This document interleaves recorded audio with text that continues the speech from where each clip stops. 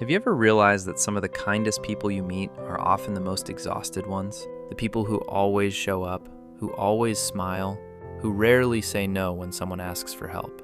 But if you look a little closer, if you truly pay attention, you begin to notice something else, a quiet heaviness behind their kindness, a kind of tiredness in their eyes that most people never see. We usually think of kindness as something simple and purely good. We're taught from childhood to be kind. We admire kindness in others. We measure our humanity by how compassionate we can be. But kindness, like everything else in life, has a shadow. And when that shadow is ignored, when it's pushed aside and never acknowledged, kindness itself can slowly turn into something harmful. It often begins very early. A child learns that being agreeable makes people happy.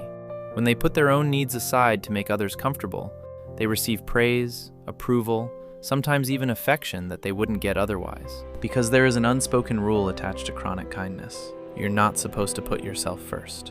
Psychologists even have a name for what happens next: compassion fatigue. It occurs when someone gives so much emotional energy, so much empathy and care, that eventually they have nothing left. Healthcare workers experience it. Teachers experience it. Parents experience it. But ordinary people who define themselves as the kind one experience it too. Research has shown that people who constantly prioritize others over themselves often report higher levels of anxiety, burnout, and emotional exhaustion. When kindness has no boundaries, it becomes a form of self-erasure. It's like watering every plant in the garden while forgetting your own roots. Eventually, the gardener collapses. And when the gardener collapses, the entire garden suffers. But there's another side to this that many people don't notice. Sometimes, kindness unintentionally trains the world to overlook you.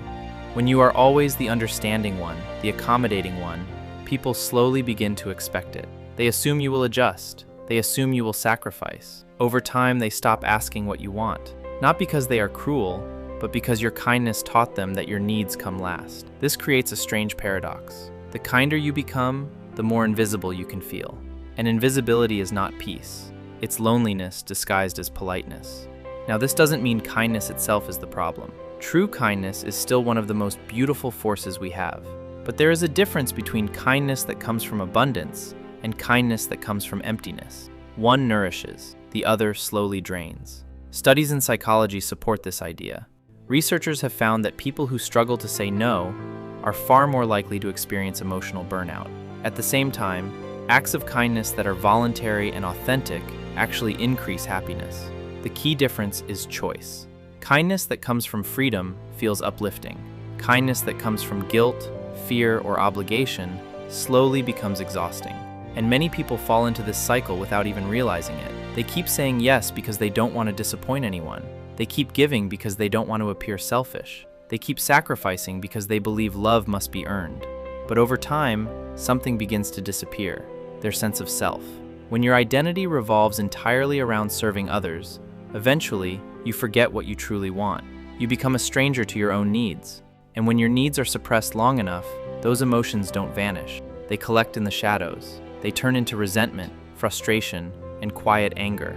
Maybe it appears as snapping at someone over something small. Maybe it shows up as passive aggression. Or sometimes it erupts all at once after years of silent endurance. We like to believe kindness protects us from darkness, but kindness without honesty actually feeds it. Because every time you say yes when you mean no, every time you silence your truth to keep peace, you are abandoning yourself. And self-abandonment always leaves consequences.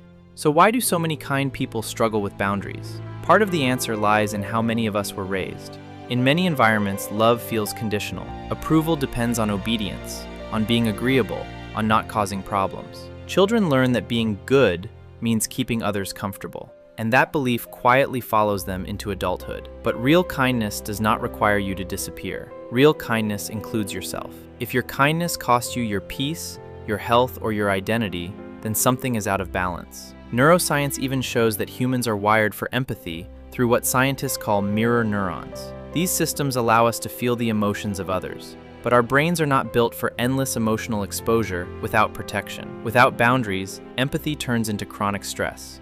And over time, that stress becomes exhaustion. So the dark side of kindness is not kindness itself. The danger comes when kindness is driven by fear instead of truth, when it becomes performance instead of choice. And when that happens, the very trait that once felt like your strength becomes the thing that drains you the most. But there is another path: Kindness that heals instead of harms begins with one uncomfortable truth. Kindness must include you. Just like the oxygen mask rule on airplanes, you must take care of yourself first, otherwise you cannot help anyone else. This is where boundaries come in, and for many kind people, boundaries feel terrifying. They feel like rejection, like selfishness, like letting people down. But in reality, boundaries are simply honesty. They say, this is what I can give, and this is what I cannot. They protect your energy so your kindness stays real instead of forced. And interestingly, people who respect their own boundaries are often trusted more, because when they say yes, it truly means yes. Their kindness is genuine. Of course, this shift can be uncomfortable. Some people may resist the new version of you, but relationships built on endless sacrifice were never truly balanced in the first place. Healthy kindness requires balance. It requires pausing before automatically saying yes. It requires learning that a gentle no is not cruelty.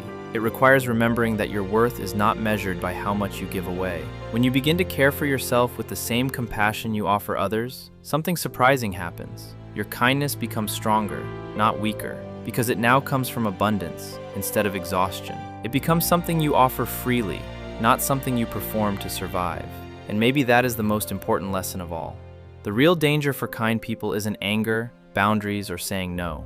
The real danger is self-neglect. But once you recognize that pattern, once you remove the mask and allow your kindness to include yourself, something changes. Your compassion becomes deeper, your relationships become healthier, and your kindness finally becomes what it was always meant to be. Not silent suffering, but honest love.